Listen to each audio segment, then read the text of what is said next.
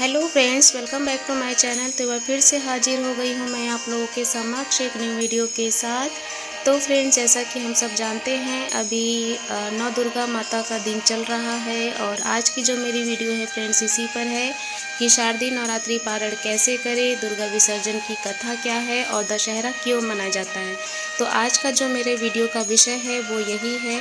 तो सबसे पहले मैं आप लोगों को बताऊंगी कि शारदीय नवरात्रि का पारण जो है वो कैसे करें और कब है। तो फ्रेंड्स, शारदीय नवरात्रि का जो व्रत पारण है वो मैं आप लोग को बता रही हूँ। 24 अक्टूबर को सुबह 6:27 के बाद से किया जाएगा। और नवरात्रि का जो व्रत है ये प्रतिपदा से नवमी तक करना ही सर्वश्रेष्ठ माना जाता है। और जो लोग 9 दिन का पूरा उपवास रखते हैं वे दशमी वाले दिन अपने व्रत को खोलेंगे। फ्रेंड्स, 23 अक्टूबर 2023 जैसा कि सन चल रहा है, तो 23 अक्टूबर को नवमी लगेगी। नवमी तिथि के दिन शारदीय नवरात्रि महापर्व का समापन होगा। अष्टमी और नवमी तिथि को माँ दुर्गा की विशेष पूजा अर्चना होती है और कन्या भोजन कराया जाता है। फ्रेंड्स, आप लोग को बताती हूँ कि नवरात्रि पारण जो होता है, जिसे हम पारण बोलते हैं, वो क्या होता है। तो 9 दिवसीय नवरात्रि व्रत के समापन का प्रतीक होता है। व्रत के 8वें दिन अष्टमी को भक्त अपना उपवास तोड़ते हैं। फ्रेंड्स, तो आइए अब चलते हैं ये बताने के लिए कि शारदीय नवरात्रि में जो पारण है उसकी क्या विधि है। तो फ्रेंड्स, धार्मिक मान्यता के अनुसार पारण जो है वो दशमी को करना चाहिए, क्योंकि कई शास्त्रों में ऐसा कहा गया है कि नवमी को उपवास रखा जाता है। अगर आप अष्टमी पर नवरात्रि व्रत पारण करना चाहते हैं तो सुबह प्रातःकाल उठकर नित्य क्रियाओं से निवृत्त होकर तथा स्नान आदि करके माँ महागौरी की विधि अनुसार पूजा करें तथा माँ को उनका प्रिय भोग लगाएं।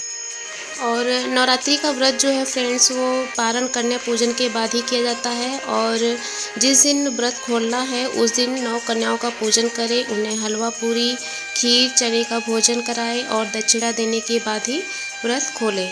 और शास्त्रों के अनुसार व्रत के पारण में सात्विक भोजन ही करना अनिवार्य होता है। तो फ्रेंड्स, ये तो थी कि जो आप व्रत रख रहे हैं उसका पारण कब है और कैसे करें, उसके बारे में मैंने आपको बताया। अब आगे चलते हैं कि दुर्गा विसर्जन जो है वो कब है और इसकी क्या कथा है।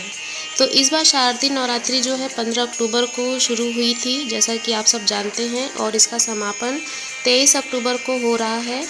तो देवी दुर्गा की शक्ति आराधना का यह पर्व हम सभी के लिए बहुत खास होता है। यह त्यौहार माता रानी की पूजा अर्चना के लिए समर्पित होती है। और फ्रेंड्स, जैसा कि हम सब जान चुके हैं कि अभी 21 तारीख को महासप्तमी लगी थी और 22 तारीख को महाअष्टमी थी और 23 तारीख को महानवमी है। 24 अक्टूबर को विजयादशमी पर माँ दुर्गा की प्रतिमा का विसर्जन किया जाएगा। तो फ्रेंड्स, 24 अक्टूबर को महादुर्गा का जो मूर्ति का विसर्जन किया जाएगा। और नवरात्रि का त्यौहार जो है कन्या पूजन के बिना अधूरा माना जाता है, जैसा कि मेरी वीडियो में आपको मैंने बताया था पहले वाली में, और इसके अलावा आप सब जानते हैं। और कन्या पूजन में छोटी छोटी बालिकाओं का ही पूजन किया जाता है। उन्हें भोजन कराने के बाद ही व्रत पूजा संपन्न मानी जाती है। फ्रेंड्स, दोपहर में 2 बजे से लेकर दोपहर 3:30 बजे तक के मध्य में कभी भी अक्षत और मंत्र से दुर्गा विसर्जन करें। फिर 25 अक्टूबर को घरों में स्थापित नवरात्रि कलश को स्थान से हटा दें और विधि विधान से माँ दुर्गा को विदा करें। फ्रेंड्स, दशहरा के दिन भगवान राम ने रावण का वध कर युद्ध में जीत हासिल की थी। इसी पर्व को असत्य पर सत्य और अधर्म पर धर्म की विजय के रूप में मनाया जाता है। और इसी दिन माँ दुर्गा ने महिषासुर का वध किया था। और रावण दहन के साथ साथ इस दिन माँ दुर्गा की प्रतिमा का भी विसर्जन किया जाता है। फ्रेंड्स, दुर्गा विसर्जन में मूर्ति को विसर्जित किया जाता है और देवी देवताओं का अंश जो है वो मूर्ति से निकलकर वापस अपने लोक में चला जाता है, यानी कि परम ब्रह्म में लीन हो जाता है। यही कारण है कि मूर्तियों को निर्मल जल में विसर्जित किया जाता है। तो फ्रेंड्स, आइए अब जानते हैं कि दशहरे का जो त्यौहार है वो क्यों मनाया जाता है।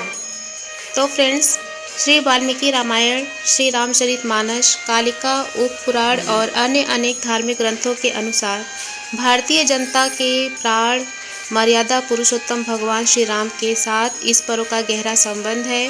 और विद्वानों के अनुसार श्री राम जी ने अपनी विजय यात्रा इसी तिथि को आरंभ की थी, इसीलिए विजय यात्रा के लिए यह पर्व शास्त्र समस्त माना जाता है। दशहरा, जिसे हिंदू धर्म में दशहरा या फिर विजयदशमी भी कहा जाता है, 10 सिर वाले राक्षस राजा रावण पर विष्णु के अवतार राम की विजय का प्रतीक माना गया है, जिसने राम की पत्नी सीता का अपहरण किया था। त्यौहार का नाम संस्कृत शब्द दशा मतलब 10 और हारा मतलब हार से लिया गया है।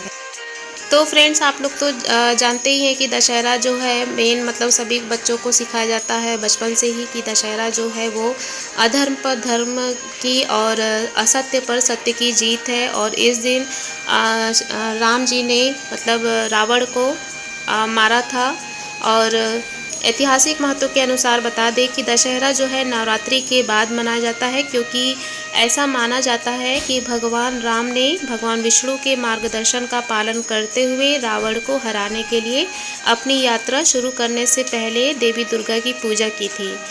और यह त्यौहार राक्षस राजा रावण पर भगवान राम की विजय का प्रतीक है।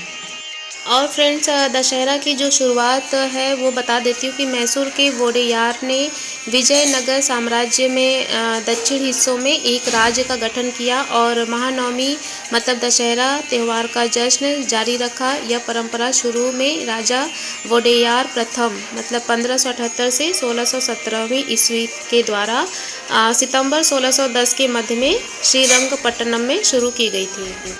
इसके अलावा फ्रेंड्स, विजयदशमी को दशहरा तो कहते ही हैं, इसके अलावा यहाँ पे इसे दशई के नाम से भी जाना जाता है कई जगह पे। और हर साल नवरात्रि के अंत में ये मनाया जाता है और हिंदू त्यौहार में एक ये प्रमुख त्यौहार भी है। और ये अश्विन महीने में जो नवरात्रि लगती है उसके 10वें दिन ये मनाया जाता है, जो कि हिंदू चंद्र सौर कैलेंडर में 7वां दिन माना गया है। तो फ्रेंड्स, इन्हीं सब जानकारी के साथ अपने वीडियो को मैं यहीं पे विराम देना चाहूँगी। और मेरी ये आज की वीडियो, आज की जानकारी आप लोगों को कैसी लगी इसे कमेंट बॉक्स में लिख के ज़रूर बताइएगा फ्रेंड्स। तो फ्रेंड्स, मिलते हैं एक नए वीडियो के साथ, एक नई उमंग नई तरंग के साथ। तब तक के लिए bye bye, see you, happy Dussehra, happy Navratri and Jai Mata the.